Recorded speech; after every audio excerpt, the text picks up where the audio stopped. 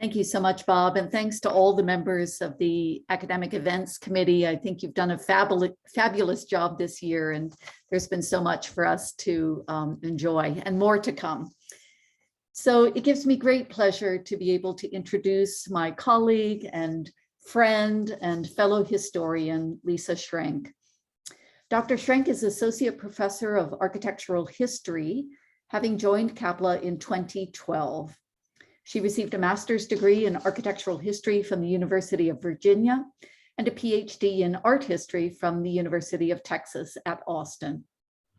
Her first book, Building a Century of Progress, The Architecture of Chicago's 1933-34 World's Fair, which was published by the University of Minnesota Press in 2007, is quite well known and quite well respected, and is the basis for her current work as co-founder of a global institute for the study of international expositions. Her more recent book, The Oak Park Studio of Frank Lloyd Wright, published by the University of Chicago Press in 2021, received a coveted star review from Publishers Weekly and is on course to become the critical study of the formative period of this famous architect's career. She began her work on Wright with a We the People grant from the National Endowment for the Humanities during the time that she served as education director for the Frank Lloyd Wright Home and Studio Foundation. Lisa has been the recipient of several prestigious awards for research abroad. She's been profiled in the Chronicle of Higher Education. She's taught abroad in the Semester at Sea program. And she served both the discipline of architectural history and the development of women in architecture through quite substantial service work over many years. I like to think that historians are generally broad-minded people who are curious about all the ways in which we inhabit and understand our world, and all the ways in which we use the resources at our disposal to fashion architecture that is our creative interpretation of that world and our home within it. Lisa is particularly broad in her address to the architectural culture of many periods and places. Indeed, she's really been questing in her effort to understand the architecture of Asia, South America, and Africa, as well as pre-modern and modern Europe. Her Catholic taste and interests are an inspiring balm to our contemporary tendency towards narrow self-determination, and a reminder that community can be found wherever one is willing to see it. Tonight, she will lecture on An Architect's Laboratory, the early studio of Frank Lloyd Wright. Please join me in welcoming Lisa Schrenk. Thanks, Laura, and thanks, Bob. I really appreciate this invitation from the events committee to speak with you tonight. Let me attempt to share my screen and we can get started.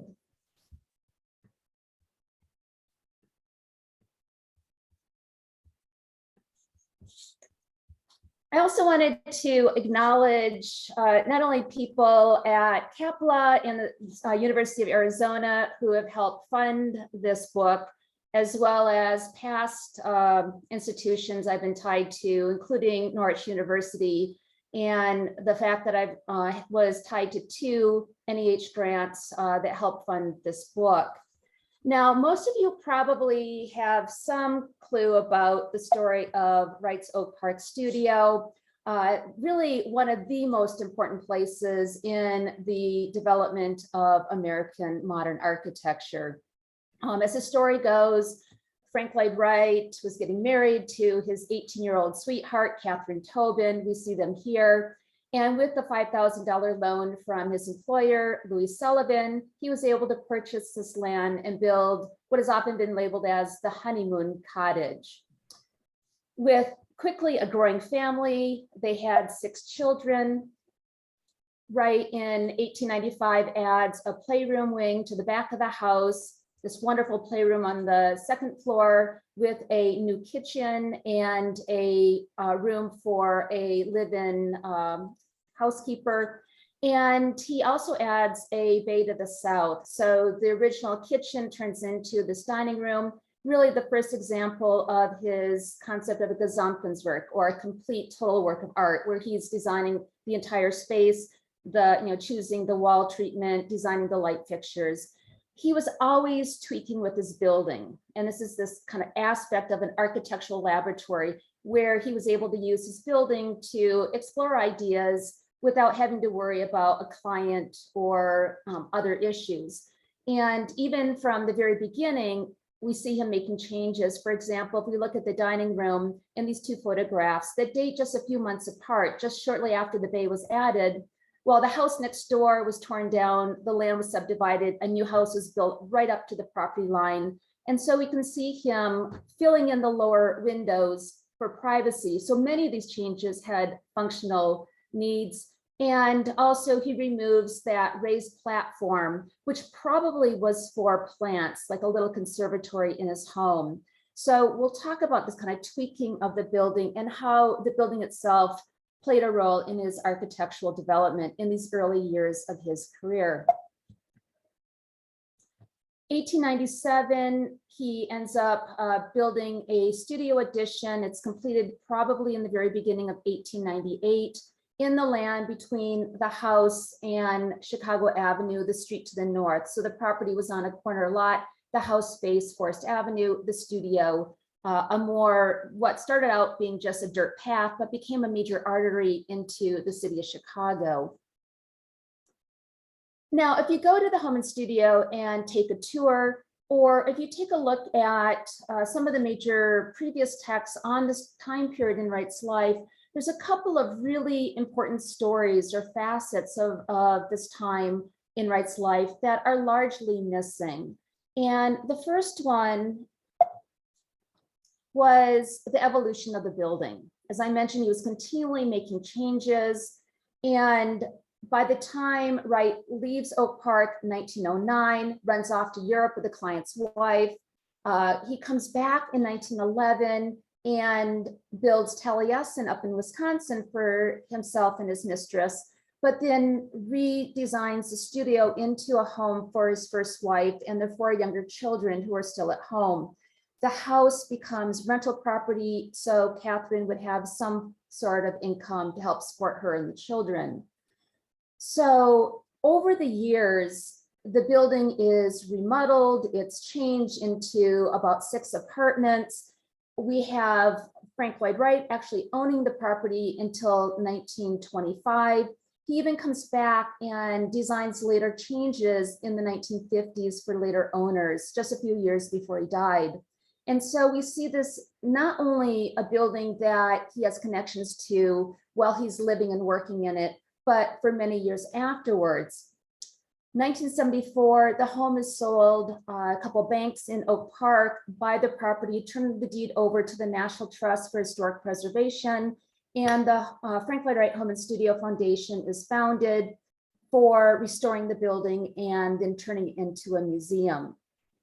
One of the first big events that they did after they did some very basic, really important emergency maintenance work is they held the first of 2 scholars conferences. The second one was in 1990, in which I was a part of. The first one was on Halloween Day in 1977, where Wright scholars and a number of the Frank Lloyd Wright family members, several of his children, one of his grandchildren who are architects, were there. And a decision was made to restore the building back to the year 1909, the last year Wright lived and worked there. 1909, Wright had pretty much checked out of here. He was just frustrated with the confines of suburban lifestyle, and he really had felt that he had done all he could with the Prairie House, the type of residential architecture that he was doing. So feeling very frustrated, and then we see him kind of escaping to Europe. One of the issues with bringing it back to 1909 was that you were taking original Wright designs off of the building and putting on replicas of what was believed to be there. And the restoration architects, the 3 main areas of information they had to make decisions about what the building was like was physical evidence with the building itself, historic photographs and drawings, and then the memories of people who had experienced the building. Lloyd Wright, Frank Lloyd Wright's oldest son, who was an architect, was at this meeting and was actually kind of livid in the fact that one of the changes that was going to take place to bring it back to 1909 was to take off the cantilever that we see in the lower left photograph.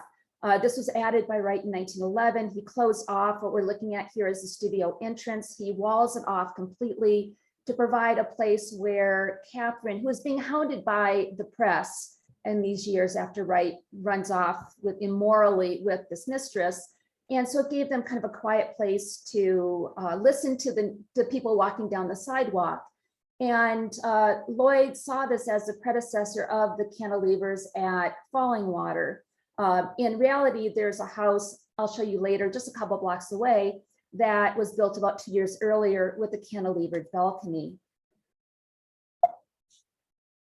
The other story is what was life like, kind of the daily life of the studio, who was in it, what were the interactions between the people, what was the design process, what was the evolution in these years from 1898 when Wright moves his office here to 1909 when he leaves.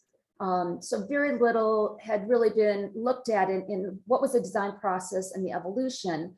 One of the other issues is that these are the photos that we have of the studio, except for one poor quality photo of one of the minor artists involved in his career at the time up on the balcony. That is the only photo of anyone in the studio. What we have are primarily photos by professional photographers and Frank Lloyd Wright himself, who was an amateur photographer. And these are all probably very staged images. So, pre-cell phones, we don't have those snapshots of just what it would have been like if you walked in the door and we're looking for Wright to commission a building from him. Now, right before the pandemic started, the Arizona Opera put on a production of Shining Brow. Shining Brow looks at Wright's career from about 1903 to 1914. These are the years of the scandal, his relationship with this client's wife, Mama Cheney. And we went to the production, we went to opening night, and I'm sitting in the audience going, that's not right, that's not right, that's not right, and not as a take on his name. We see here the office staff is presented in the opera. We've got Frank Lloyd Wright in the center with about a dozen men. Some of them are middle-aged, if not older. And that just was not the situation in the actual Oak Park studio. In my research, I've identified about 25 artists and architects who worked in the studio at some point between 1898 and 1909. There's a lot of coming and going. And if we take a look at some of these people, we'll see a little bit of a difference between the people on stage at the opera. They were all pretty young. And one thing that really stands out is that we see women. There were at least 2 women in the office almost the whole time, except for a brief period in 1907 and a couple other months. And in 1903, there were 3 women on Wright's office staff. Very unusual to have that many young architects in the office that were female. Very hard profession to enter in these years if you were a woman. So before we jump into the actual story of the studio, I thought I would talk a little bit about how I was pulled into the topic and a little bit about some of the sources that I use.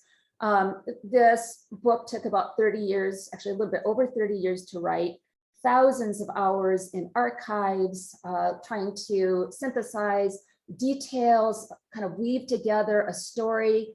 One of the big issues was not only was Frank Lloyd Wright blatantly lying about things that were happening in the early years of his career, but we also have other people involved in the studio that were trying to manipulate kind of the historic perspective of Wright's studio in these years. The other problem was we had people that just had faulty memories over the many years. And one of the major aspects of my book is there's over 1,200 footnotes with other information that did not fit in the actual story and citations of where I found the information. And this was a battle I had with the publisher to be able to include all the information. but I think I was redeemed in the fact that Janet Parks, who used to be the curator of the architectural drawings collection at the Avery Library, which is where now most of Wright's drawings are located, she was one of the first people to review the book and do an interview with me. And she told me that she had read every single one of those 1,200 footnotes. And it provides, as a scholar, a path for later people working on the topic. So I was hired back in 1988 as education director for the Home and Studio. I had just finished my master's degree at the University of Virginia. And this position had two major parts. One was to oversee the development of educational programs. I had an amazing group of volunteers who did a lot of the running of the programs. And we had programs from kindergartners through graduate students.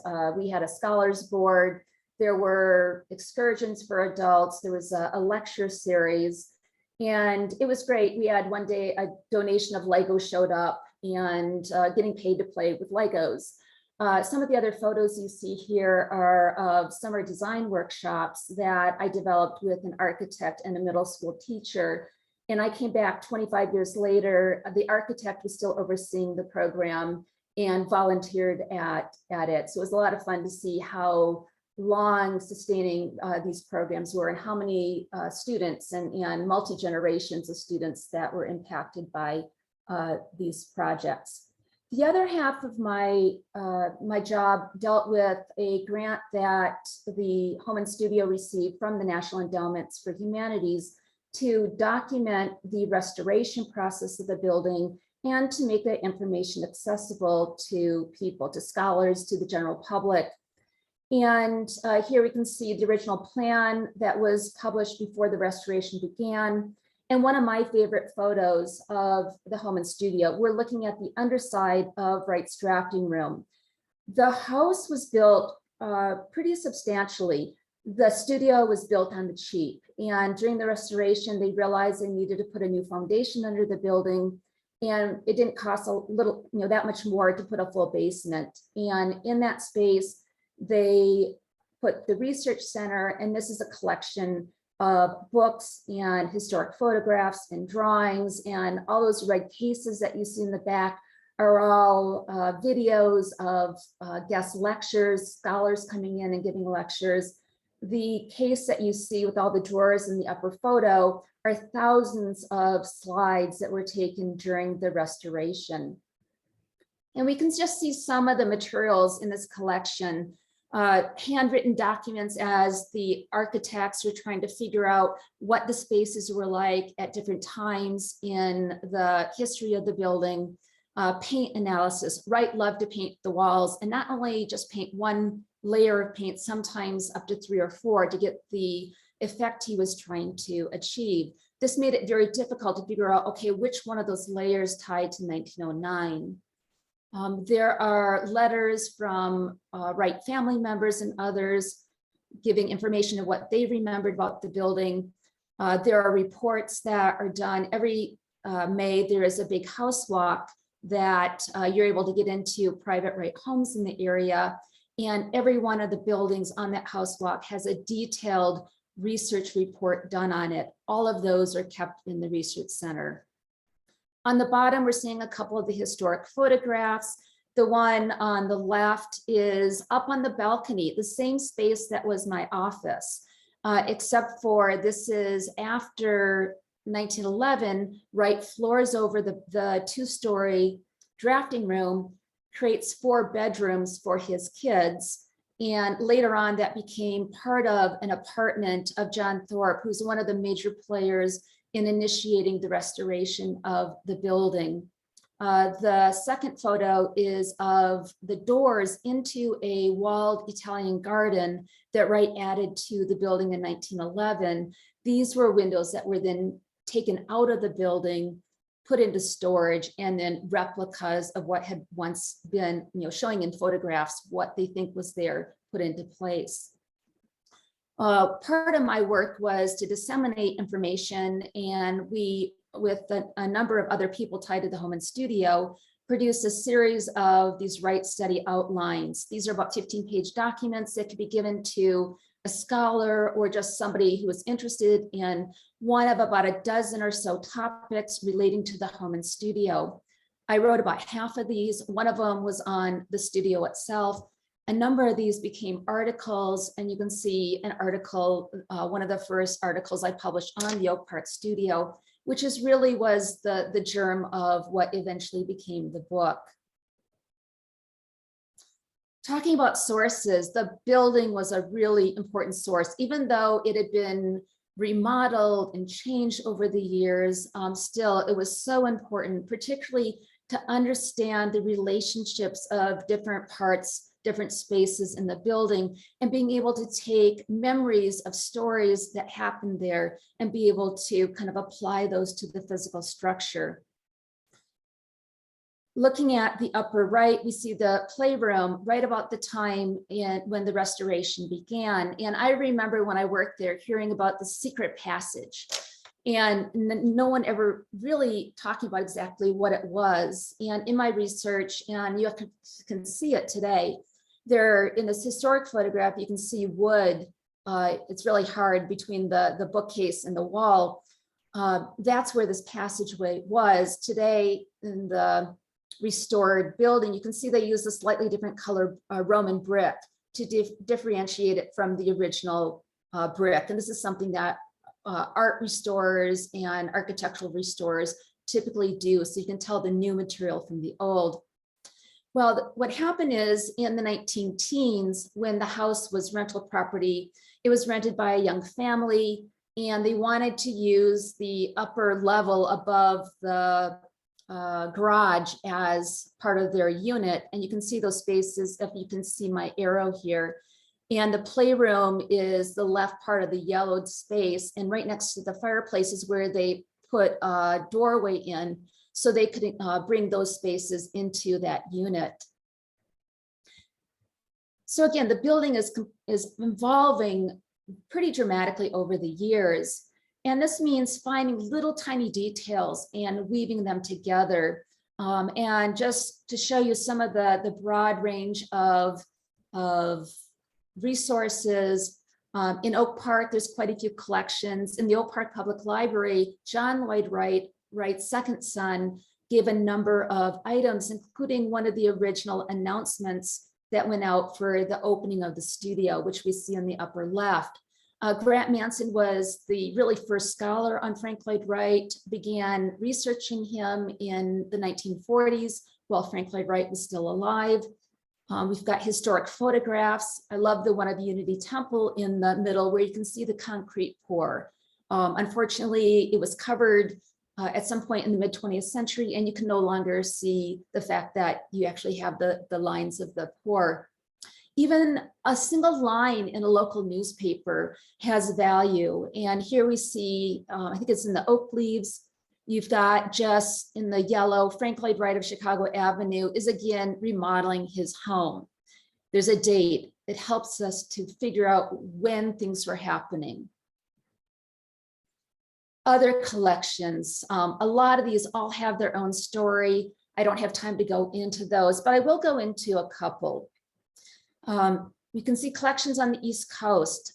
A number of the people in Wright's studio went to MIT. We see one of the thesis projects. I'll talk a little bit about this in a bit. As I mentioned, the Taliesin Archives is at the Avery Library at Columbia University. They have a series of drawings from the home and studio showing Wright playing around with ideas. And if we take a look at the letter on the bottom, this is from Darwin Martin collection in Buffalo, New York. Darwin was Wright's most important client in these years. And if we take a close look, we see it's a letter. It's actually the second page of a letter.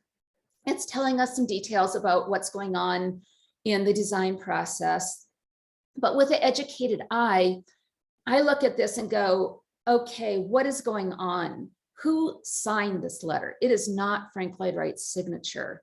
And you can see a letter just less than a year earlier, and there's the typical Frank Lloyd Wright signature. Well, if you look at other documents, you realize that the person that signed this was his right-hand man, Walter Rowley Griffin, and Griffin was his office manager, probably was lured into working for Wright with some type of offer of a partnership, and then Wright reneged on that. But we can see very clearly it is in Griffin's handwriting. There's collections on the West Coast, other parts of the world, including in England and Australia, where bits and pieces have ended up. And I just want to take a look at another piece, the Family History Library document. I was up in Utah and went into the Family History Library just to see what they had, and stumbled upon this duplicate passport application that Frank Lloyd Wright made while he was in Europe with his mistress. And he signs kind of under oath that this is the truth. And if you look at the area where the red box is, which I blew up, he's saying that, you know, I'm applying to the American Embassy in Rome, Italy, for a passport for myself, accompanied by my wife, Mama Borthwick Wright. That was not his wife. That's his mistress. His wife was back in Oak Park, Catherine Tobin White. And so we begin to see kind of his personality aspects come out. It also, in the blue square, you can see the reason he's giving for this application is to go to Turkey. Now, there's no other evidence that ever suggested that he went to Turkey. There is a possibility that he may have just put Turkey down to throw the press off his trail, and he may have been wanting to go to Vienna. And there's no, I think, solid evidence, but there's a lot of circumstantial evidence that he probably went to Vienna while he was in Europe. There is other evidence that he told the press when he was going to go to Europe that he was going to go to Japan. So there is this precedent of putting one location and kind of hiding where he was going to go. People were important. Two very important people in this work were family members. David Wright, Wright's fourth child, who I was able to spend a whole day with when he was 99 in his home up in Phoenix. And here we see him in front of the studio, the garage edition. And his Frank Lloyd Wright's nephew, Franklin Porter. You can see him as a little boy up at Taliesin in Wisconsin. He was born while Wright was in Europe, and he was named after his uncle. And he was really helpful in providing things like what we're looking at is a birthday book that belonged to Frank Lloyd Wright's mother. And there were some real treasures in it, including a letter written in green ink, which I thought was really appropriate, that Wright writes to his mother while he's in Europe, saying how guilty he felt about running off from his family, going to Europe, but he felt he had to, and he was kind of above the morals of everyday people. And there is a transcript of that letter in the book. So let's turn now to the story of the studio. And we find that it's really not a typical architectural office, or at least like other offices in the United States, where in contrast to the typical architectural firms in the Chicago Loop, the studio had a real domestic setting. It was right next to his home, joining his home through a passageway. It was in a suburban setting, but it allowed him to create a more intimate artistic work environment that reflected his theoretical connections to the arts and crafts movement. In addition to serving as a professional office, the studio served at off hours for special family occasions. And here we see an invitation, probably a draft that his sister, who illustrated children's books, produced. And you can see the front of the studio. The children remember gravitating to the off-limits studio on occasion, usually resulting in one form of mayhem or another. They would sneak up on the balcony to spy on what was going on, to drop things onto the heads of the architects working below until their father chased them away. They were very poorly behaved kids. I can't imagine poor Catherine having those 6 kids to try to keep in line, and then having her husband as well, who really was a big kid in many ways. It was here that Frank Lloyd Wright and his employees produced about a quarter of his life's architectural work as they developed a new form of architecture, the Prairie House. After leaving Adler and Sullivan in 1893 to start his own practice, Wright rented office space in the Chicago Loop while also working in the front room of his home during evening hours. This was an adequate solution for the first few years of his independent practice. Here we're looking at the only known photograph going into that space while it was his studio. We're actually looking from the master bedroom, and we just see a sliver of that room. And so we're where that red arrow is on the plan. Soon the drawing family kind of pushed him out of there. He needed space to begin to house his many children. And he divides this room, the boys on the right side, the girls on the left. And we can begin to see him exploring spaces. We've got this kind of gambrel shaped roof. The wall does not go all the way up to the ceiling, which allows the spaces to borrow visually space from the other side of the room. And so again, even early on, we see him what's often referred to as breaking the box of the basic shape of the room. In addition to needing a new workspace, several other factors contributed to Wright's decision to build a studio addition.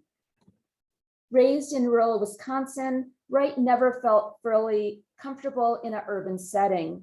At the time, Oak Park offered stretches of open prairie. And here we see on the lower right on the veranda of his home shortly after it was built. And above that is an image of the Fair Oaks district in Oak Park, just east of his home in 1895, still with cows grazing. Other reasons to work in a setting for which he was building include the fact that almost all of his commissions were residences, and many of his clients were from the Oak Park area. So his own neighborhood quickly became a three-dimensional portfolio of his work. The studio also allowed him to use his workplace as a visual selling tool in a way that a downtown office could not. It also likely offered a more comfortable setting for his female clients and others not used to visiting business office environments. By opening his Oak Park office, Wright became the king of his architectural domain, as opposed to just one of many equals, as when he worked cooperatively with a number of other really young progressive architects in the Steinway Hall building in the Loop. Another reason Wright gave for building the studio in Oak Park was his desire to eliminate the daily commute on a streetcar into Chicago. Although his Oak Park announcement clearly shows that he was planning to spend part of the day in the Loop and part of the day out in Oak Park. And almost the whole time he had a studio in Oak Park, he kept a business office downtown. Most significant in regards to his design development, moving to his main studio to Oak Park gave him a place where he could experiment with innovative design ideas firsthand without having to rely upon client approval. Two specific sources for his idea of a home studio we can see here. The first is the home studio of H.H. Richardson in Boston. And there were photographs and a detailed description of Richardson's studio that were published in a book that was owned by Louis Sullivan. So we know Wright had access to that book. There were also people in Steinway Hall who were working for Richardson's firm after Richardson had died. So there's other Boston connections. Another source was Marion Mahoney's MIT thesis project. Marion began to work for Frank Lloyd Wright in 1895. The year after she graduated from MIT, she was the second woman to receive an architectural degree from the school. And we can see her thesis project was an artist's home studio. Now, Wright wrote that he was able to build the workroom next to his little Oak Park dwelling place by receiving an engineering consulting contract from the Luxor Prism Company of Chicago.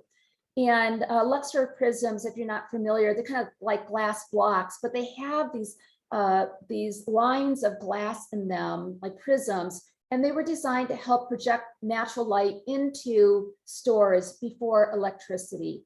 And they're quite common. I think there's actually some in downtown Tucson And here we see one example actually in Oak Park. The glass blocks are not of Wright's design, but we can see drawings of Wright's designs and one of the actual Wright designed Luxor Prisms.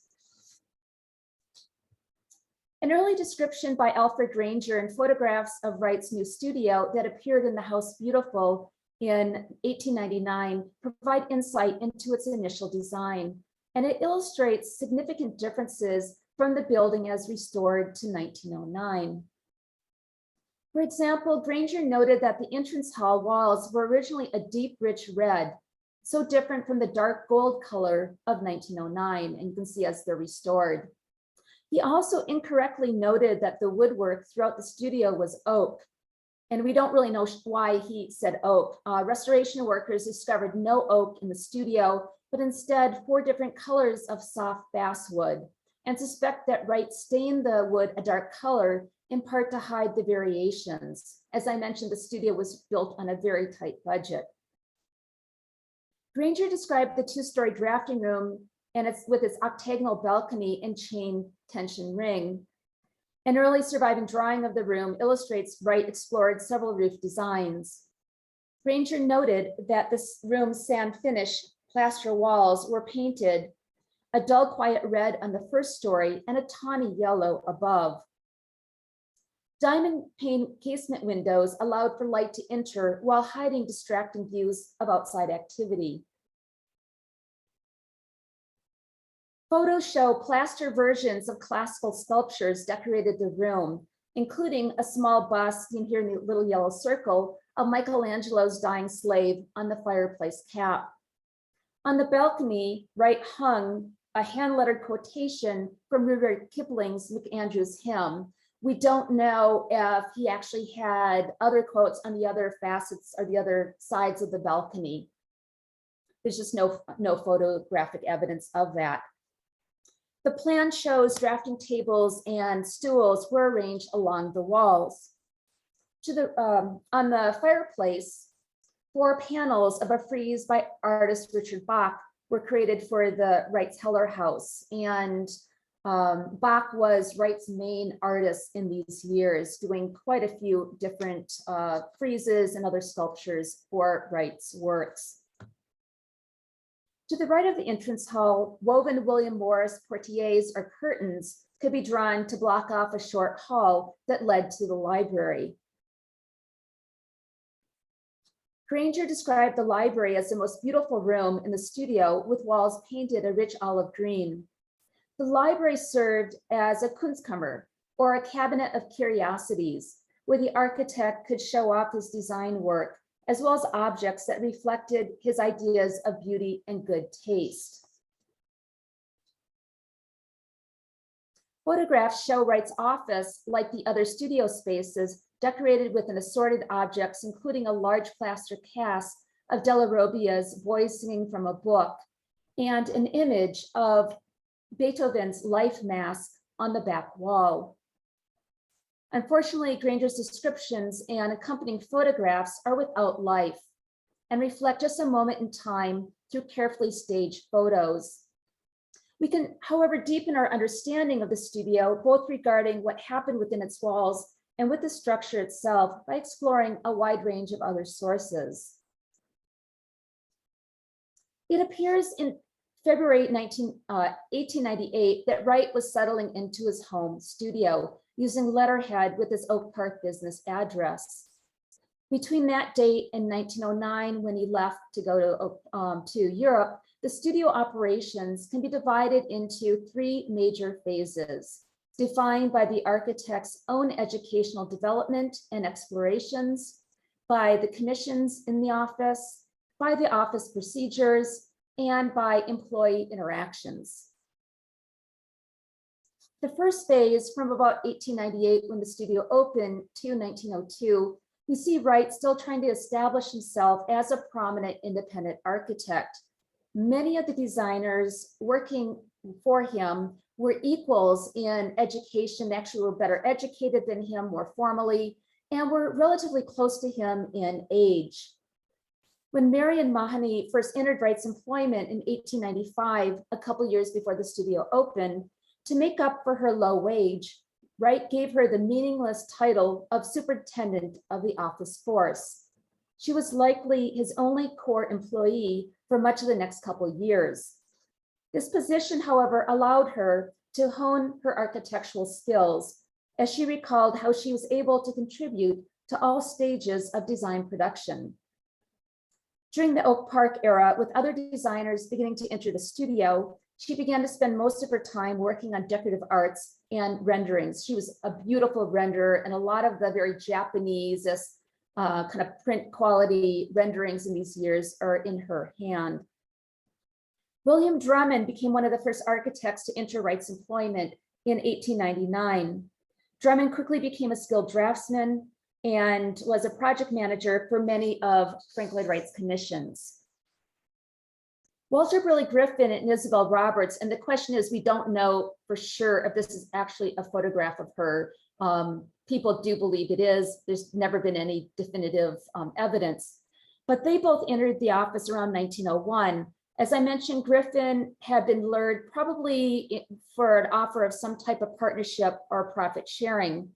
He served as office manager, wrote specifications, and supervised local constructions. His great interest in landscape design inspired greater attention to both siting and the surrounding conditions of residential projects. Because of his compassionate personality, he often found himself in the thankless role of mediator, calming clients upset with their architect. Isabelle Roberts, meanwhile, entered the office after completing 3 years of formal architectural training in a prominent New York City atelier. Sometimes she's pinholed as the office secretary. While she assisted Griffin in office duties, she also helped with drafting and other tasks, including designing art glass. During these early studio years, Wright experienced the greatest architectural development of his career, as he, along with colleagues both within and beyond the studio, defined the basic characteristics of the Prairie House. Despite absence of people in the historic photographs, the drafting room was a lively, dynamic place in these years. When working out new concepts, Wright typically initiated discussions with the other architects, particularly Mahoney and Griffin. Mahoney served as a particularly valuable sounding board, matching Wright in argument, and often critiqued his lecture drafts. So he was beginning to give lectures about 1901, public lectures, and so he would present them first to the office staff before he would present them to the public. Griffin, more than any other studio member, contributed to Wright's developing design ideology. He was remembered as serving as a lens through which his employer could re-examine his own ideas. The two men carried out an almost continuous dialogue as they worked out issues that arose during the design process. Armed with a degree in architecture from the University of Illinois that privileged structure over style, Griffin contributed to a significant shift in how Wright approached building design in these years, including his adoption of a modular unit system. Debates between Wright and Mahoney or Griffin proved to be an effective way to spur innovation, while also serving as a release valve for office tensions. Now, one of the most significant factors regarding Wright's architectural development throughout his time in Oak Park was his use of the studio as an architectural laboratory. And as I mentioned before, he's doing this earlier in the home, and he begins playing around with his building almost from day one. And here we can see one of the earliest alterations where he's shifting this kind of saddlebag window into a much more pleasing Palladian composition. And he does this just within months of moving into the home. I've already mentioned some of the other major changes to the house, including the playroom addition and the dining room bay. But there were many other minor changes. We can just see, for example, the front stair. Initially, it was restored. You can see what it was like in 1911 with the stair. This is the photos from about 1980. This is what the space was like the very first time I was in the building. So he changes the stair in 1911. And when they restored it, they had photographic evidence of the 1889 stair, which we see here. in the middle, and a very grand stair. You can imagine him wanting to impress potential clients who might visit his home and want to go up to his second floor studio. Well, with the growing number of kids he had, he changed the stair to be much more practical. I remember when I worked there, the stair was like the 1889 stair, and it was a tripping hazard. Well, David Wright, his son, kept on saying, no, that's not the stair I remember. He said there was a bench, and they kept on looking for physical evidence of the bench. And finally, David said, no, it wasn't a built-in piece of furniture, but that's where the kids would sit and take their boots off and their winter jackets off. And so we see him shifting to a much more practical stair. And David actually footed the bill to have the stair redone to what he remembered it to be in 1909. Most of the alterations Wright made to the studio were more subtle than those to the home, since the functional needs of the studio did not change that drastically until 1911, when he turns it into a residence for his first wife and kids. Most of the changes, particularly in the first years, were really minor refinements to his design. And we can see he starts doing this within months of the studio's opening. And one of the first changes is the rotation of one of these two boulder figures that decorated the sides of the entrance. Now, in the early drawings, he shows them as mirrored images. There's a story behind why probably only one was produced and then a copy was made. But Wright rotates the left figure 90 degrees, and doing so, they now present as two unique works of sculpture. It also reflects this rotation that we see in Wright's architecture, beginning from almost day one. And he uses this kind of rotation motifs throughout his whole career. Another early change was adding banding to the balcony. It's really hard to make out, but we see him beginning to emphasize the edges, and underneath we see this wood banding added as well. This takes us to the second phase. This is an extremely hectic time for Wright as he progresses into an established designer. In addition to continuing to produce Prairie Houses for clients in the Chicago area, the studio carried out several large projects that were tied to Buffalo, New York businessman Darwin Martin and his brother William. William lived in the Chicago area and had Wright design a house for him in Oak Park. And we see just a number of the projects, the most substantial one being the Larkin Company Administration Building, Wright's first prominent commercial design. And then a couple years later, he designs the Easy Polish Factory for the Martin brothers. To meet the increased workload, Wright hired additional employees with various levels of training and previous experience, resulting in a growing division of office labor. By November 1903, he had 7 draftsmen in his office, in addition to artists like Richard Bach, occasionally working on the balcony of his drafting room. Hired the previous year were the young teenager Barry Byrne, who showed up on his doorstep one day, and Wright hired him initially as an office boy. Also, Cecil Bryan and Andrew Willitson both had construction experience and primarily helped with the production of working drawings. New on the boards in fall 1903 was Marion Mahoney's MIT friend and confidant, the young, recently widowed Marion Chamberlain. Chamberlain had graduated from MIT in architecture in 1896. Before entering Wright's office, she had become the head of the Fine Arts Department at Boston Public Library.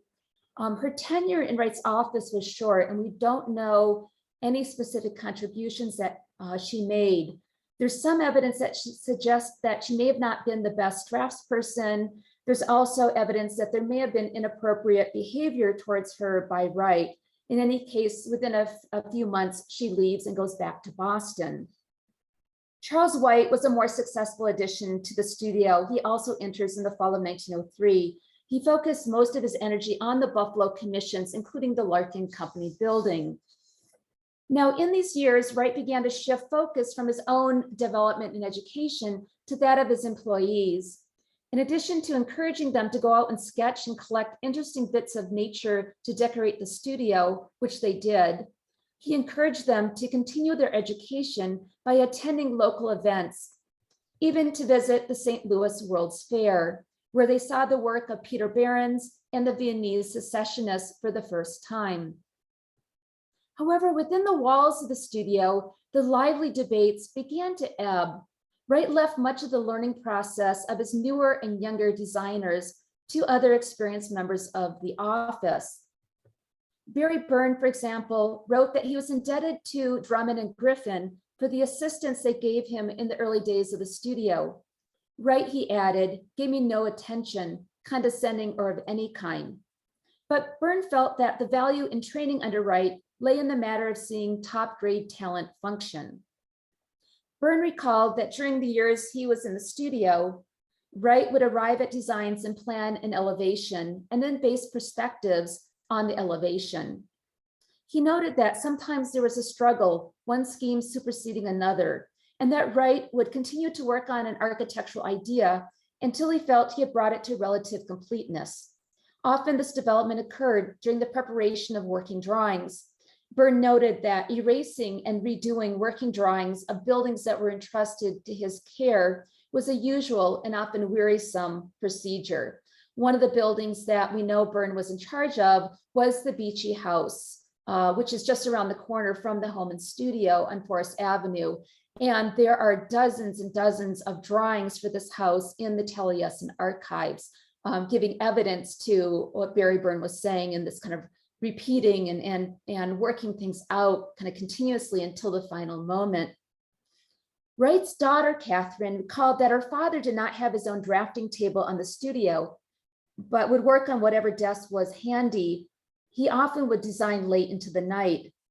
In his autobiography, Wright wrote that he could work late and tumble into bed.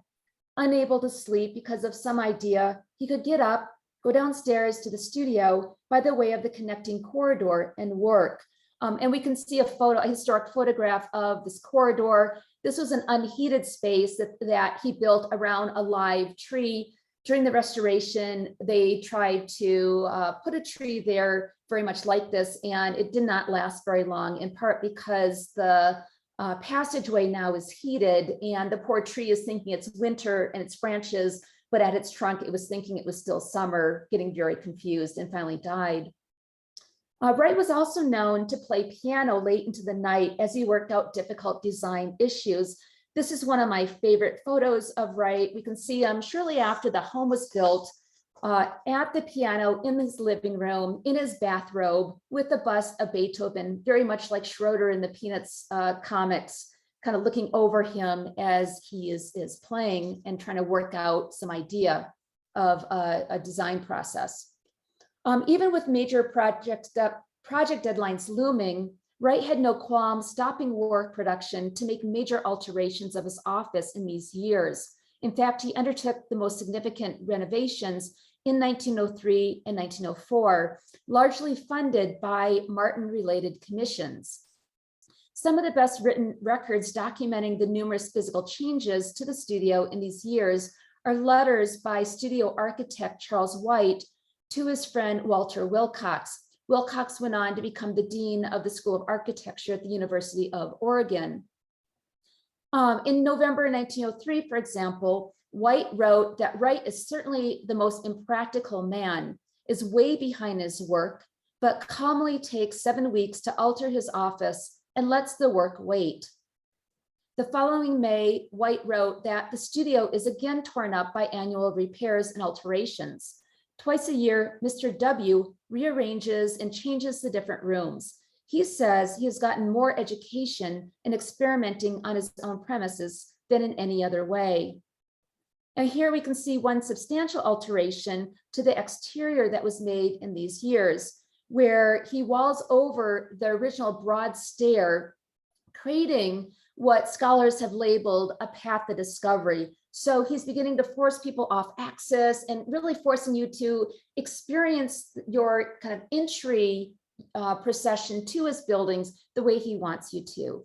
The other more functional benefit of walling over the front wall, the front stairs, is that you can imagine this building looking so odd in its time and having people press their noses up the windows or just walking in to see what was going on. And so this maze-like area kind of helps to keep the riffraff out. One other change you can see is the urns. So the 2 round urns he replaced with 4 urns on either side of the stairs. And this is a 3-dimensional logo. And you can see his basic logo of a cross within a circle within a square. This later on gets replaced with just a red square. But now with the urns, they become these kind of 3-dimensional planters. In spring of 1904, Charles White reported that Wright was putting down a monolithic floor throughout, consisting of wood pulp and a cement imported from Greece. The floor mentioned incorporated magnesite, a form of magnesium carbonate, as a concrete binder. At the time, magnesite was marketed as resilient and providing a good sound absorption. Wright, I think, also favored the material, as when pigment is added to it, you can get this kind of warm, leathery color to it. He went on to specify magnesite for floors, desktops, and the sides and tops of cabinets in the Larkin building. We can see a floor about to be laid in the Larkin building, and the light panels that you see on the desk in the lower picture are of magnesite. He also specified it for the floors in Unity Temple and in some residential commissions, including the Darwin Martin House. I was in Chicago in September to give a couple of lectures and book signings, and I was there for the unveiling of the UNESCO plaque. There's a number of Wright properties that were just named to the World Heritage List.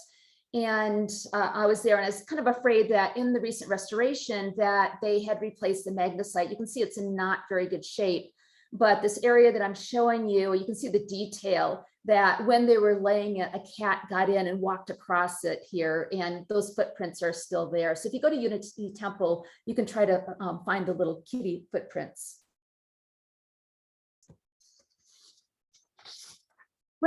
White also reported that Wright has torn in some partitions and cut in ceiling lights. The partitions that White was likely referring to are the original angled walls from the reception hall, and you can see those on the plan in the pink. He then installed narrow French doors with side lights to acoustically separate the reception room from the drafting room.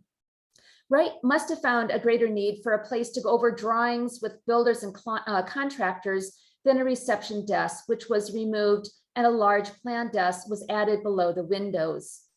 To increase lighting into the space, Wright added 3 long, narrow lay lights of art glass in greens and oranges, some of the most complex window designs of his career, and the ones that are there today are the original windows.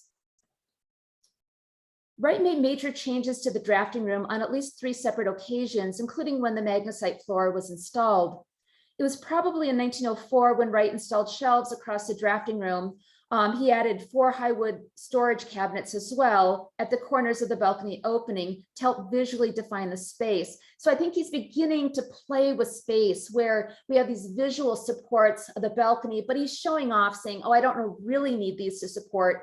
And he stops them right before you get to the horizontal elements. A few months later, he added a second layer of diamond pane windows on the balcony to provide additional light into the drafting room. And here's some outside photographs showing the additional layer of windows. And we can see in the sections, what he does is that he just tips up the edge of the roof line to provide that space for the extra windows, meaning he didn't have to lift the whole roof up higher.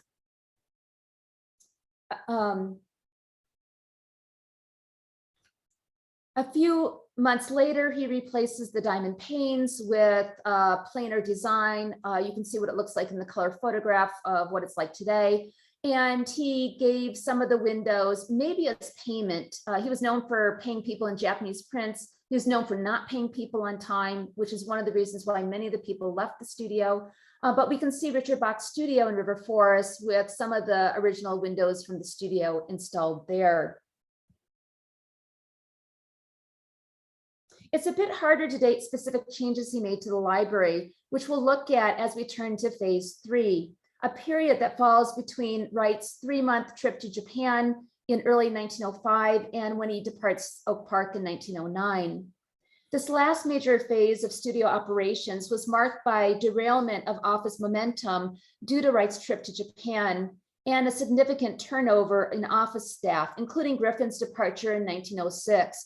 Griffin took over the studio when Wright was in Japan. They had spat after he came back, and eventually Griffin just realized he had to leave the studio. And he was doing his own work as well. And of course, Wright in these years is really becoming restless with both his private and professional lives. The edifying conversations that filled the studio in earlier years further dwindled as the architect began to hire younger and less experienced designers. Except for a few commissions Wright found particularly interesting or challenging, like Unity Temple, he became less engaged in the day-to-day studio operations, often delegating major design responsibilities, particularly on more mundane residential projects like the ones we're looking at on the lower right. While Wright continued to make some changes to his Oak Park property, they tied less clearly to his architectural development.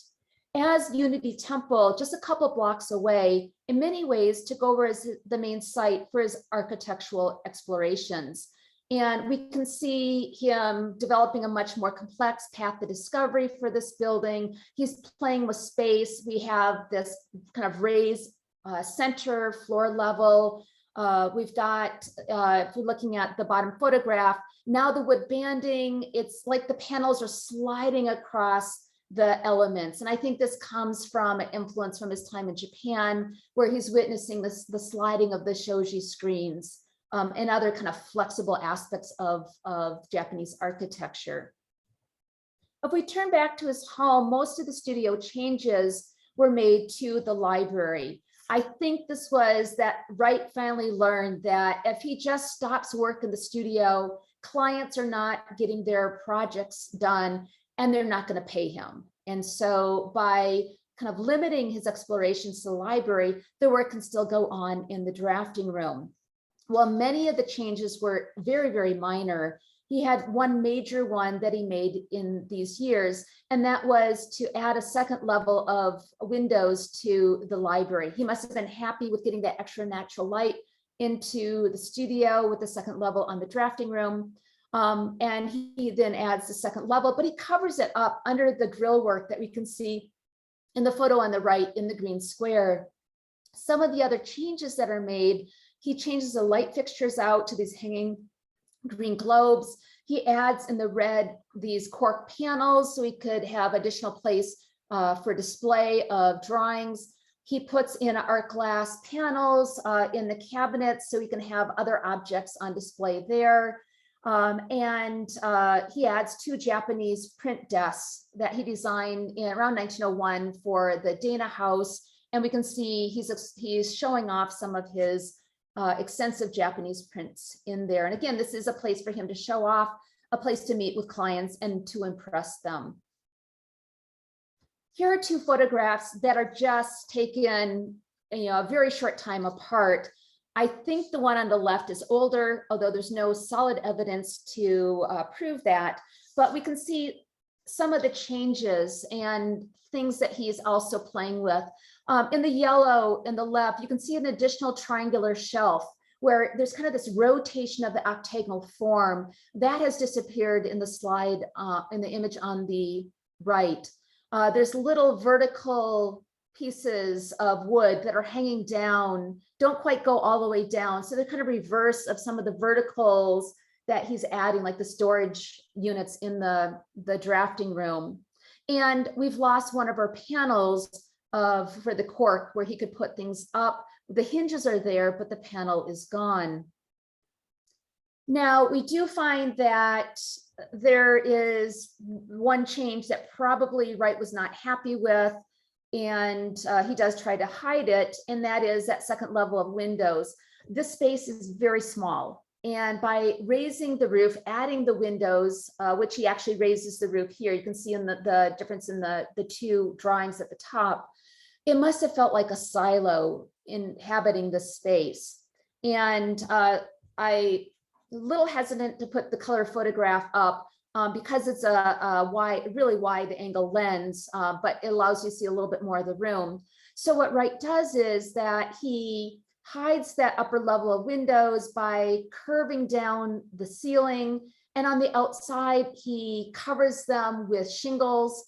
During the restoration, they actually found the window frames for the windows, so those were still in place. Fortunately, Wright did not take anything out that he didn't need to. So that's one of the reasons why the building was so valuable for information in the restoration. He also added a skylight, bringing more natural light in when he closed off those windows. Now, the fireplace, there's really conflicting evidence when it shows up. We know it was after 1908 because there was some newspaper that was found behind it. The kids talk about that it wasn't there. It shows up in drawings.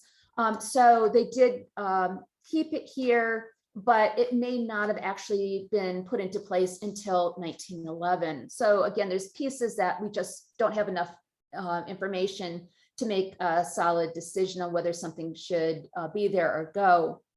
And in that case, you want it to stay until you know better.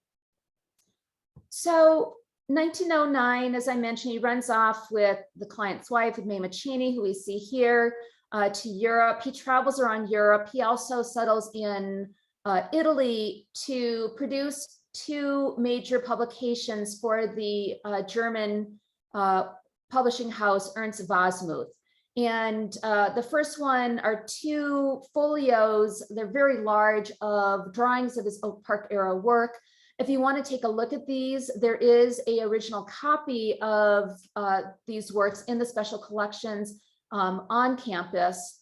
And then a photograph of Wright's studio in Italy, where he and his son Lloyd and Taylor Woolley, who was one of the later people hired in Wright's studio, came to Italy to kind of clean up and unify the presentation of his work in these drawings. So there's plans and sections and usually a perspective. Before leaving, Wright approached several of the members of the studio and other members of the Prairie School to see if they would take over the work that was underway in the office. They all declined. They all knew better that to try to enter a financial contract with Frank Lloyd Wright was really bad news. He had a pretty bad reputation in Oak Park. It wasn't so much for his womanizing, it was more that he owed money to everyone in town. You know, he was not a very fiscally responsible person. Finally, a couple days before he left town, he talked Herman von Holtz into taking over the office. Von Holtz was actually 2 years behind Marion Mahoney at MIT, and he wasn't a member of the Prairie School, but he was a well-respected designer. He, in turn, brings Marion Mahoney into his office to actually do the design work, and so they're producing the projects that were in the design stage in the office, and we see 3 of the houses here. Projects that were already under construction were completed by Isabelle Roberts and John Van Bergen, and this is the best photo I have of him from his early years. Van Bergen was the last person to be hired in the studio just a few months before Wright leaves. And here we can see some of the designs they worked on, including the Laura Gale house that I talked about has this cantilevered balcony, very kind of similar in character to what Wright later does in Falling Water. In December 1909, Wright's son David wrote a short letter on the office typewriter using studio stationery, informing his father that the Oak Park office is very cold and looks very lonesome. Miss Roberts does her work in the library because it's so cold. Upon completion of the outstanding projects, the studio doors were closed for the last time. As I mentioned, though, Wright, he actually makes 2 trips to Europe in 1909 and 1910. In 1911, he comes back and he alters the studio into the home for his family. He doesn't just make basic functional needs. We can see that he continues to use the property as an architectural laboratory and a showcase of his architecture. He squares off the balcony area, floors it over for those bedrooms for the kids, but he also adds additional sculpture to the building. There were always niches on the second floor that there was sculpture that was he intended to be there. It never happened until 1911 when he talks Richard Bach into creating the figures that we see in the upper left that really echo the stork columns at the entrance of the studio that Bach designed for the building in 1897. We can see that we have a scroll, we've got a tree, kind of the tree of knowledge, and instead of the storks, now we have two young boys looking down upon us. Inside, Wright makes major changes, again, going beyond just functional needs. We can see in the bottom, the living room, you can see the ceiling now is floored over. He puts a new face onto the living room. This may have had some function as opposed to aesthetics. The fireplaces smoke, they never drew very well. So there may have been some changes trying to make the fireplaces work a little better. But we see him replacing the arch with a Roman brick, a much more horizontal rectilinear design. The passageway became the family's wet kitchen. The openings where the tree was weren't that sealed, and they often had water on the floor. You can see one of the bedrooms from the balcony in the bottom center. I don't think that was Catherine's, but his daughter Catherine, much to Wright's chagrin, painted her woodwork, I think a white color, and then put up flouncy curtains, just like her friend Madge across the street. So very different than what Wright would have wanted in the space. His wife's bedroom was new space placed above the office. And here we see the office becoming the family dining room, where the desk becomes the dining table. After Catherine and the children moved into the studio, and we can see about their ages at that time, several other interesting people lived in the home. Artist Alfonso Iannelli lived there in 1914. Iannelli was hired by Wright to produce sculptures for Midway Gardens, which was a big beer hall establishment that was doing great until Prohibition hit. Alfred MacArthur was actually a young man. Here we see a painting by Diego Rivera much later. He was editor of the Oak Leaves, a local newspaper, and he moved in with his young family. His probably claim to fame is he's the brother of John D. MacArthur of the Philanthropic Foundation. And what we find is around 1918, we've got Kitty. At this point, only Robert Llewellyn, her youngest son, is at home. She can't really afford to take care and to live in the studio. Wright is not giving her a lot of financial support. And the MacArthurs move out. Mrs. MacArthur died in the house in 1917, and he had two very young children. But we've got Viennese architect who was an employee of Wright's at the time, R.M. Schindler, occupying the studio rent-free while overseeing Wright's Chicago office. Wright was in Japan at this time and spending a lot of time as well in California. He wrote that the building leaked like a sieve and found it comfortable only in mild weather. He struggled through several rounds of repair work on the heating and plumbing systems. And he was also tasked with finding tenants, which proved to be difficult because Wright was initially asking far more in rent than the local market would support. Once he did, finally, the rents were lowered. He finally found tenants to be in the building. Schindler heads off to California to work for Frank Lloyd Wright and then to establish his own independent career in Los Angeles. By 1924, the former building once again formed the center of artistic activity when it became the home of the Austin Oak Park and River Forest Art League. There was a group of artists and musicians who then moved into a number of separate units in the home. We begin to see the building being subdivided further. Now, Frank Lloyd Wright had attempted to sell the house as early as 1915, but with no luck, in part because he did not own the property outright. He had used it as collateral for loans, including from Darwin Martin, to help pay for the 1911 studio remodelings and the construction of Taliesin up in Wisconsin. This part of the building's story involves a long series of lawsuits, forfeitures, and auctions. I talk about this in the book, but I think there's still probably more of that story to still be uncovered. Finally, in 1947, Clyde and Charlotte Nooker purchased the property initially living in part of the former studio and renting out the rest, now in 5 other rental units. In 1956, they hired Frank Lloyd Wright to produce designs for a new bathroom, a dressing area, a Philippine mahogany, and an updated kitchen. Wright encouraged the couple to restore the building, telling them he hoped that they would keep up the old place. The Nookers soon began fixing art glass windows and refinishing woodwork. And around 1966, they began to make some of the complex available for tours. Oh, I wanted to point out in the lower left, you can see Wright's office now with shag carpet and metallic wallpaper on it. In the early 1970s, several young women lived on the 2nd floor of the house. I had the chance to interview one of these women, and they used a couple of the rooms as bedrooms, but Wright's master bedroom, which we see at the lower left, was used as a communal kitchen, and the playroom as a living room and dining area. Excuse me. And you can see kind of the condition of these spaces, what they had to start with in the restoration. The property was again sold in 1974, this time with the goal to restore the building and turn it into a museum. At the time, it was reported the building was filled with green shag carpets, water-damaged walls, uneven floors, and the window frames in the former drafting room were painted a garish red, some of the walls being covered in flowered wallpaper.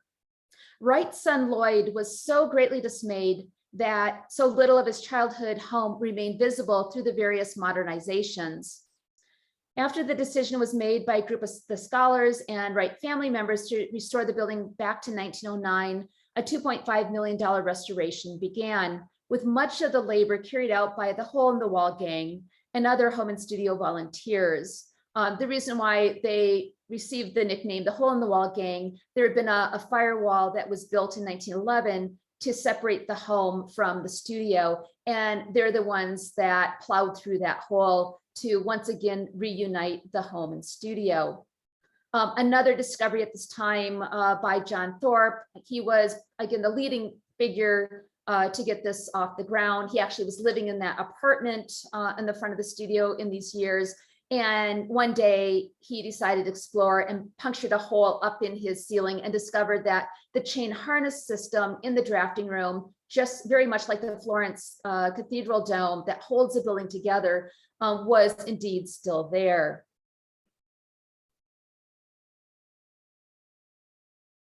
Today, with most of the modernizations from the building removed, it would be easier if he was still alive for Lloyd to recognize the building as his former boyhood residence. Yet it still would not feel like his home, with the restored building largely frozen in time and so much of the daily life lost. The drafting room in particular feels sterile to me, having almost been completely rebuilt with new materials and void of any evidence of the lively interactions that took place when it served as Wright's architectural office. Yet the one time when I worked there that came closest to experiencing what it may have been like to visit the studio when it was in operation was during the popular summer architectural design workshops. Students intently working at drafting tables in the same space where Wright and his employees produced designs for such spectacular buildings as the Dana, Martin, Roby, and Coonley residences, and large commissions such as the Larkin Building and Unity Temple. As students discussed their innovative design ideas, one can imagine the voices of the architects who worked in that space a century earlier echoing in the room, as the studio once again served as a lively space of architectural exploration.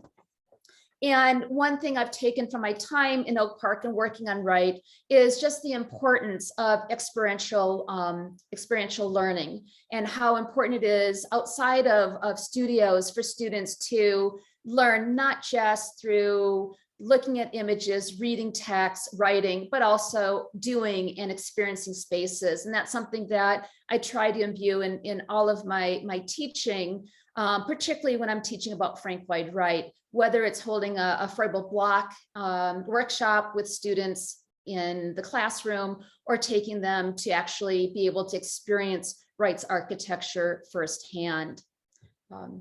So that's what I have tonight. So I'm willing to take questions. Thank you so much, Lisa. Really a talk with encyclopedic detail about this beautiful and fascinating building. Thank you so much. If there are questions, if you would raise your digital hand, that way I will see you and be able to call on you. So while you may be pondering your questions, there's one in the chat, kind of a factual question, but I'll go ahead and pose it now. This is from Nathaniel Tatham, asking, when does the iconic sprite sculpture come about? The sprites are from Alfonso Iannelli. So around 1914, they were designed for Midway Gardens, and we begin to see them replicating both after the destruction. So Prohibition put an end to this wonderful outdoor beer garden. There were other interior dining spaces. And a lot of the sculpture was saved and has made its way to places like Taliesin West has a few of them.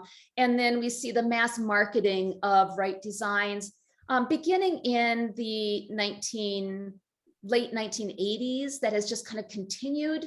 And so, I mean, I have two replicas of sprites, one in our backyard, one by our front door. You can get letter openers with the sprite. So we see this mass production of Iannelli's sprite figures. They were quite wonderful.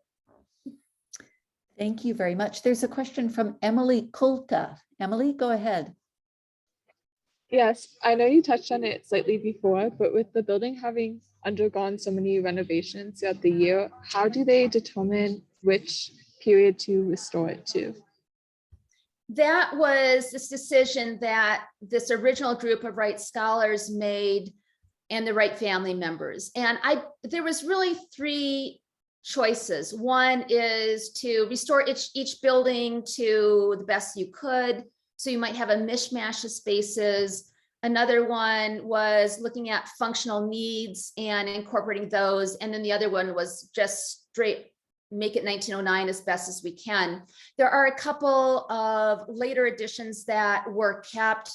The most prominent one is what is now the gift shop, the carriage or garage that was added, and the apartment above that. And today that apartment is for a caretaker who lives on property, and they needed the space, as exit through the gift shop, trying to have, raise funds through, selling all those sprites and everything else to help support the building. COVID has been really hard on the building. Typically they have about, on a regular year, somewhere between 80 and 90,000 visitors a year. And that went essentially to close to zero the last few years. And so a lot of people and the staff have been laid off, and that the gift shop and their website has been really helpful in helping them kind of get through the COVID era. Mm-hmm. Absolutely. Are there other questions? Yes, there's one from Naya Masalik. Naya, go ahead. So building off of Emily's question, is there a restoration period that you would feel is more appropriate, or do you think that this was the most appropriate decision for the site? That's a really difficult question. And I think another question that parallels that is, if they held the Scholars Conference today, would they come up with the same decision? And I'm not sure that they would. I would suspect that there may have been more effort to keep some of the really major later Wright changes to the building there, but then you end up with a mishmash. So it's one of those things that there's just not a good solution. And so maybe trying to get it to that one date. But the idea of taking out original Wright designs, those windows typically, I think most of them are now in storage, have only probably been seen a couple times since they were taken out of the building. I remember one time I was in the research center when some of the windows did come out. And there's an issue with liability and who can take them out. And I think they're now stored off-site. But one of the projects that they're working on now is to create a visitor center. The initial design, there was an uproar in Oak Park. It was a very modern design. They were going to tear down both a addition that was made to the house next door, which is where Wright's mother, his very domineering mother, Wright was definitely mama's boy. And I think that's one reason he ended up in Oak Park was after he moved to Chicago, his mother did and lived with a Unitarian minister, female minister, down the street from where the home was built. And so she was always around. So poor Catherine, this 18-year-old, gets married and then has her domineering mother-in-law. So they were going to tear down part of, addition to that building that I think was there when Wright was living there, and the house next door. And so now I think they're trying to reassess what they're going to do, but that would allow educational space. It would allow the exhibition of some of these objects and to hopefully get the research center out of the basement. The last place you want to archive is a place that can flood, and that's really problematic. So I don't have the perfect answer. Thank you. Thank Are there you. other questions?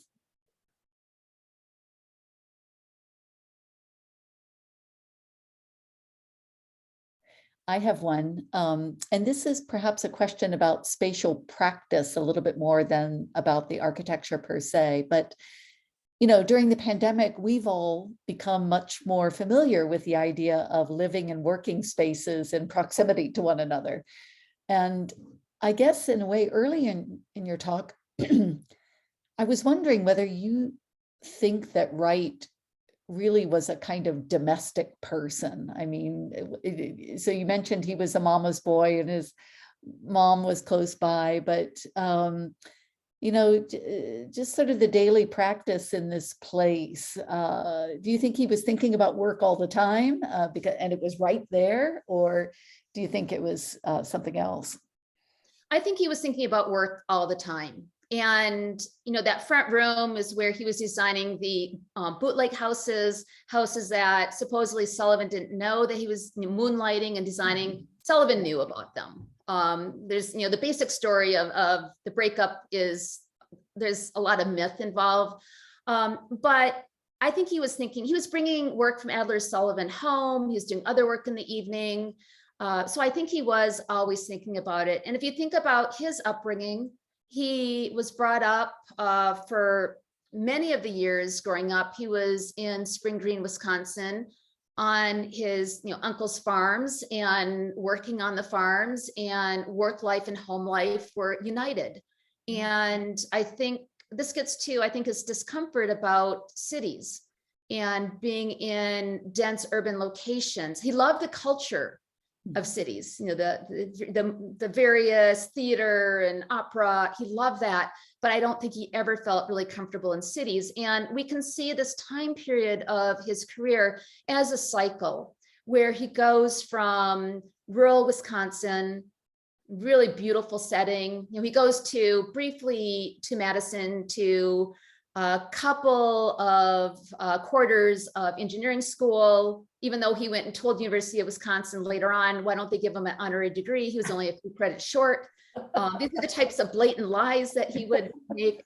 And then he goes to Chicago. He escaped Chicago, the urbanism for suburbia. And then we see him escape suburbia back to rural Wisconsin.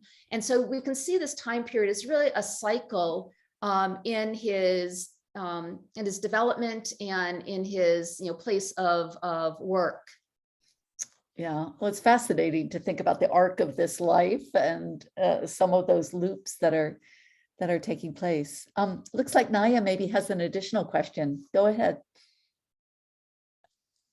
So building off of that question, this is very speculative, but when he modified the house to be more domestic around, I want to say 1909, would you say that that was more geared for his family or more geared towards, I want to try things out, I want to experiment with the space some more, or was it equally both?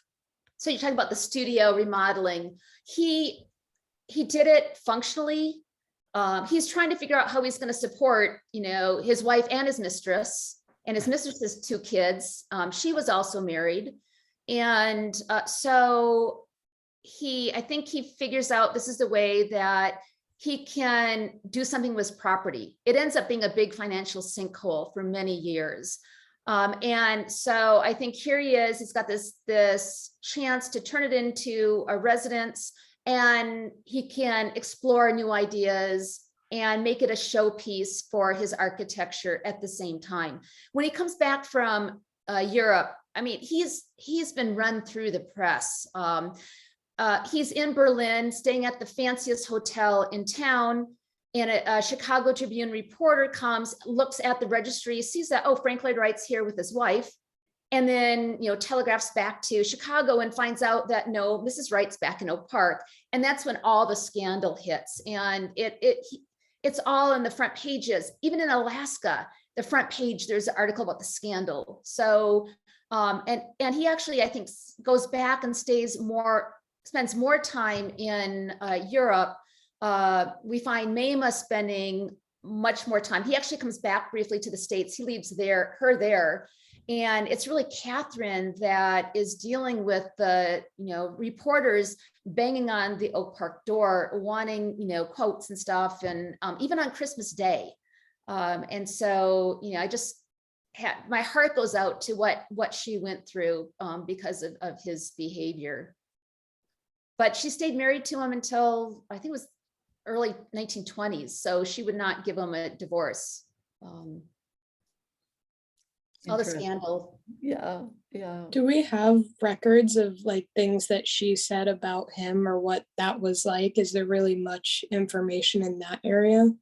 There's very little. She was pretty good at kind of hiding her feelings. So there are some letters that she wrote to Darwin Martin, because Wright used the studio as collateral, and he's tied up in all of the funding into the 1920s, actually. And when he dies, Wright, I think, owes him $30-some thousand.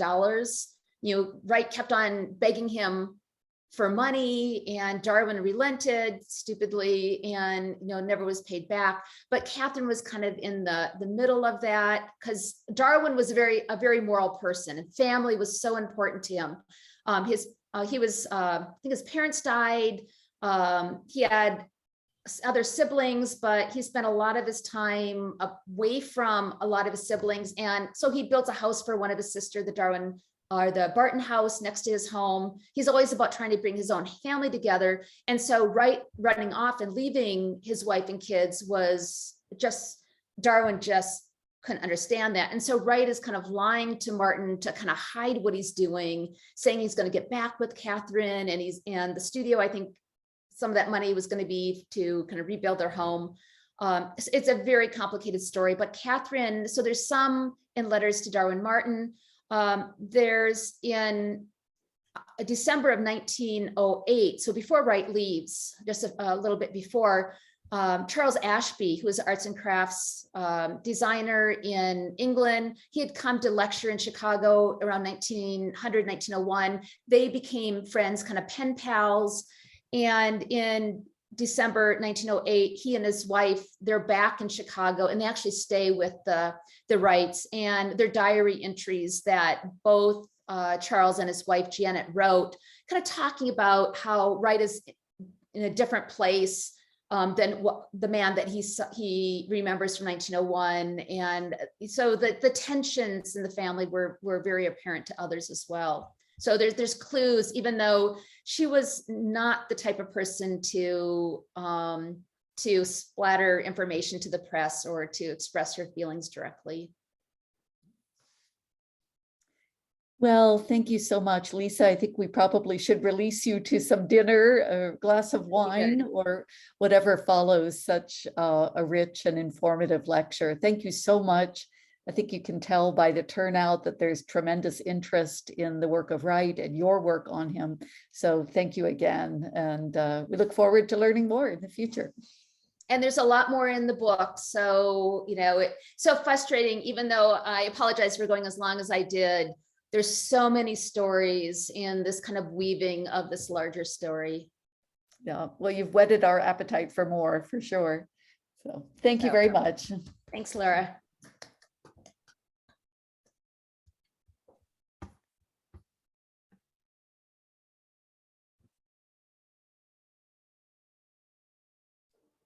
Thank you. See you in class tomorrow. See you tomorrow.